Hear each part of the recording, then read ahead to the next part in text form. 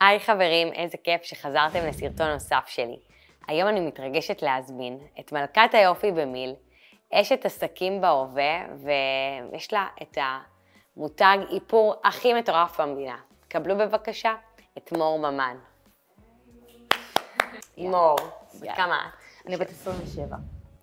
וואי, את ילדה. כן, לא יודעת, לא יש ילד בן 5. נכון, לא מרגישה. האמת היא שהתחלתי את הכל ממש מוקדם. אז לי זה מרגיש 35, 36 כזה. אבל עדיין, את יכולה להגיד 27, איזה כיף לך. כן, עדיין. אבל את יודעת, זה כזה קצת לא מסתדר, נניח עכשיו אני רווקה. עדיין, כאילו חזרתי להיות רווקה. ופתאום כשגברים מכירים אותי, וכזה שני ילדים ועסקים וזה, אבל בת כמה? 27. משהו פה לא מסתכרן. כן, וואו, אבל איזה כיף, איזה הספק. תודה. אז בגיל 18 את נבחרת להיות מלכת היופי. נכון. וזה משהו ככה שבמהלך אני יודעת שזה מיונים קשים והרבה חזרות וזה. נכון. זה עולה לך לראש, את אומרת אני פה בשביל החוויה. וואו, האמת היא שבהתחלה בכלל לא רציתי ללכת לתחרות מלכת היופי. שהיום היא כבר לא קיימת אגב, לא? כן, היום היא כבר לא קיימת. אני הייתי השנה האחרונה שהייתה בטלוויזיה עוד. באמת? ככה, הספקתי את המומנטום. דקות התהילה. אמא שלי ממש רצתה שאני אלך. אמא שלי הייתה גם מלכת היופי. באמת? כן, ואז לאמא שלי קרתה איזושהי תאונה, שככה אם נהפוך את הסיפור, בסופו של דבר לאישה עשו עליה כתבה. ולאישה זה מלכות היופי. אז הם באו אליי לבית, והכתבת אמרה לי, את נורא יפה, את חייבת לבוא לתחרות. אני?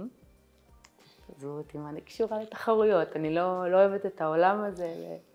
ואז אמא שלי ביקשה ממני, הלכתי. די. והאמת היא שאפילו לא התקבלתי במיונים הראשונים. מה אמרו לך? שלחו לי בכתב שלא התקבלתי. די. ואז אמרתי לאמא שלי, את רואה, אמא, אמרתי לך שאני צריכה ללכת למקומות האלה. ותוך כדי שאני מדברת איתה, מתקשרים אליי, למה לא הגעת למיונים השניים? אבל שלחתם לי הודעה שלא התקבלתי. נכון. לא, זה היה טעות, תבואי. ומאז זה כל היסטוריה. וואו. כן, לגמרי. ואני קראתי שנורא היה חשוב לך לקדם אידיאל אחר של יופי. נכון. שהוא לאו דווקא כאילו רזון כזה שכולנו מכירים של מלכת היופי או של דוגמנית. נכון. האמת היא כשהגעתי לתחרות מוטי רייף היה השופט, וישר באתי וסיפרתי לו את הסיפור שלי, והוא גם ראה אותי שאני לא עכשיו שיא הרזה, והוא אמר לי... שמה הסיפור שלך? הסיפור שלי בעצם כשהייתי ילדה שמנה. כל החיים? עד גיל איזה 13, 12. הייתי ילדה שמנה.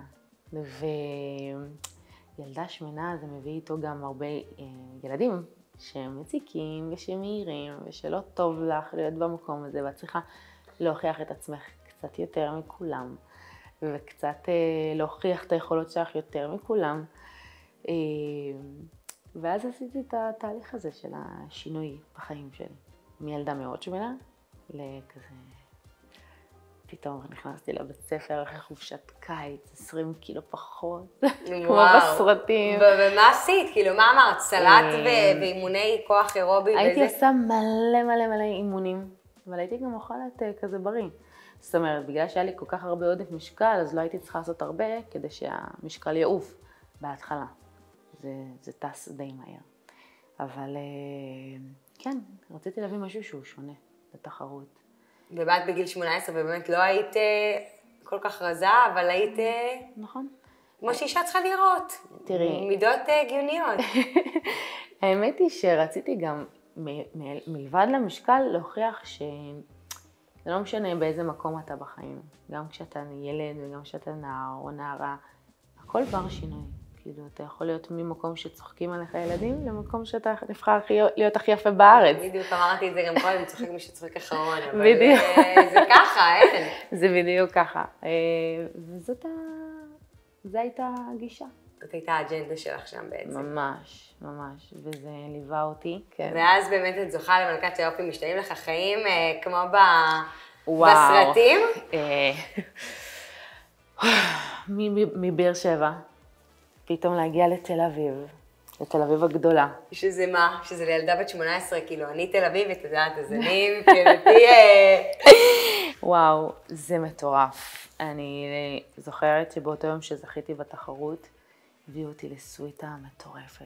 אז רגע, אז מגיעה לסוויטה מטורפת בתל אביב. וואו. ילדה בת 18. שקמה יום למחרת, שישנה אולי שעתיים בלילה מההתרגשות, למיליון כתבות שער. ופה רעיון, ופה זה, וזה ימים שהם לא נגמרים. ופתאום הכל נפתח, ופתאום הרצאות באמריקה, ודלתות נפתחות, וצילומים. ואז אני מבינה שזה לא מה שרציתי. למה? כי זה לחץ, וזה קשה לך, כי היה לי קשה, וגם לא מצאתי תכלית בכל העניין של ללכת יום שלם, לעשות שיער, או להצטלם, לחזור הביתה. כאילו, לא היה בזה שום דבר מעניין עבורי. זה גם עייף אותי. ואז אני מבינה שטוב, אני עכשיו מתגייסת לצבא, זה בדיוק הייתי בת 18, וזה הטיימינג המושלם שלי להיעלם קצת. ועשית שירות משמעותי? עשיתי שירות, הייתי במוזיאון חיל האוויר, בחצרים, הייתי מדריכה, וכן, והיה לי שירות כיף. וככה, ישר צ'יק צ'ק אחרי השירות שלי. הכרת את בעלך לשעבר? כן.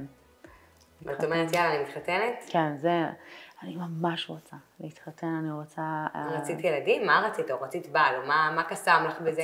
רציתי משפחה, רציתי ילדים, רציתי משפחה, היה לי ברור בגיל נורא צעיר, שזה התכלית שלי, זה מה שאני רוצה בחיים. אז את באמת קראתי שככה הייתי עם בעלך ולשעבר, והיה לכם איזו ירידה כלכלית או משהו בסגנון, ואת באמת אומרת, אני לוקחת את העתיד שלי, קראתי שכתבת את זה בכתבה, אני לוקחת את העתיד שלי בידיים שלי, אני לא מסתמכת על בעל, על ירושה, כלום. נכון. ואת באמת פוגשת איזה מישהי בגינה, נכון? תראי, אני ממש זוכרת. יפה! את פוגשת איזה מישהי בגינה, מתחברת לבעלה. נכון. זה נכון כל הדברים שאני אומרת? כן, פחות או יותר. ואומרת לה, ואומרת כאילו אני מוציאה מכל החסכונות שעוד יש לי, נכון. חברת איפור. נכון. האמת היא שאז זה לא היה חברה, זה היה כאילו מוצר, כאילו זה היה... רצית להוציא מוצר. מוצר, זה מה שרציתי, מוצר אחד, שזה הטינט. של בנפיט. כן, הבסט סלר שלך. כן, זה המוצר הראשון שלי, וזה היה גם הטינט הראשון בישראל. כאילו לפני כן, לא ידעו מה זה טינט? כן, לא ידעו, וזה רק בודדות ידעו מה זה טינט, ופתאום היה בלגן לא נורמלי סביב זה. רגע, את יושבת בגינה עם הבעל הזה, ומה את אומרת לה? בוא נעשה טינט? אני לא מבינה, איך הגעתי? אוקיי, אז אני אסביר איך הכל קרה. ישר אחרי החתונה, הגרוש שלי אומר לי שנגמר, אין מה לעשות, קרה מה שקרה בעסקים, ואין. אני בהיריון. שהייתם רגילים לחיות כאילו חיים מטורפים ולעשות הכל כמו מה שבא לי, ופתאום עכשיו כאילו אני בהיריון, דווקא עכשיו, כאילו שאני רוצה לנוח ולהיות בשקט וליהנות מההיריון, יחד עם בחילות, יחד עם הקאות, יחד עם הכל. מה זה באמת תהליך ייצור? איך את מתחילה אפילו? וואו. קודם כל, בהתחלה זה היה נראה לי כמו העולם סינית. אין לי מושג איך מתחילים, אבל ידעתי שאני צריכה ללכת למפעל ולשבת ימים על גבי ימים, שעות לא שעות, את הריח, את הטעם, קצת כמה מרוז המוצר שלי טעמתי, כדי שזה לא יהיה מר בפה, כי זה נוזלי, ואז אני מוצאת את עצמי עובדת על המוצר הזה 9 חודשים ומשכנעת את כולם סביבי שזה יעבוד, ואף אחד לא מאמין, וביום ההולדת שלי, של 23, אני פותחת את פתיחת המחירה, ב-12 בלילה,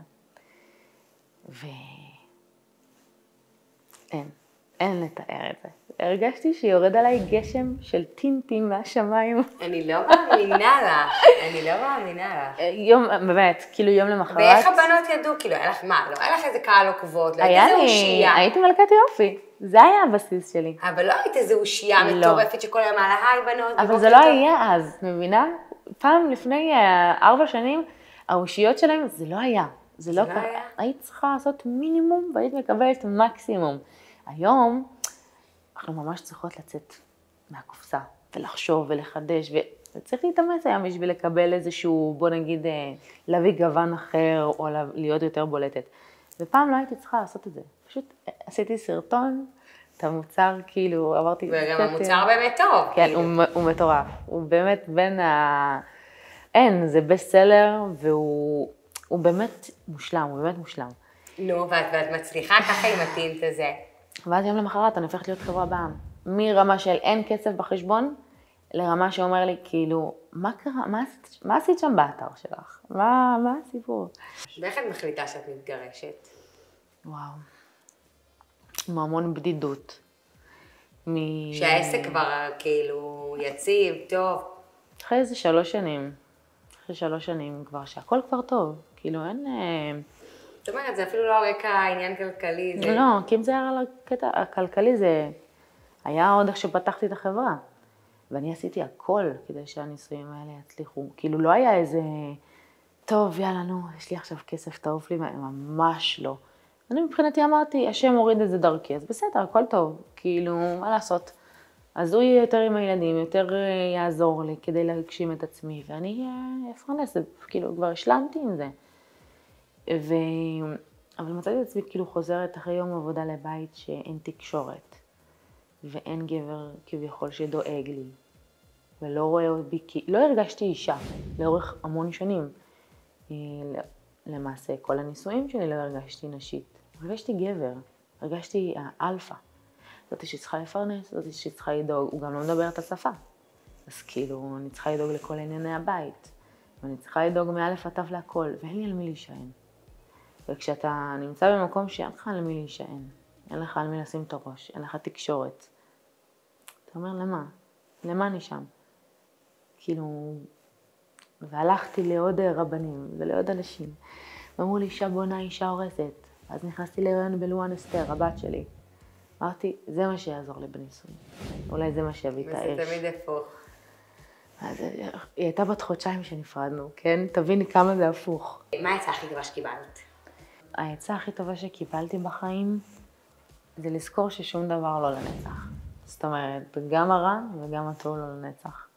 וצריך לקחת הכל בפרופורציות. זאת אומרת, גם אם קורה משהו עכשיו שאת חושבת, זהו, אין מחר. העולם נפתח ל2, אני נכנסת בפנים, זה לא קורה. הכל בסדר. כל מה שאנחנו עוברים בא ללמד אותנו משהו בחיים. הוא אופטימי. מאוד, מאוד. טוב, מורוש, היה לי מה זה כיף איתך. גם לי, תודה רבה.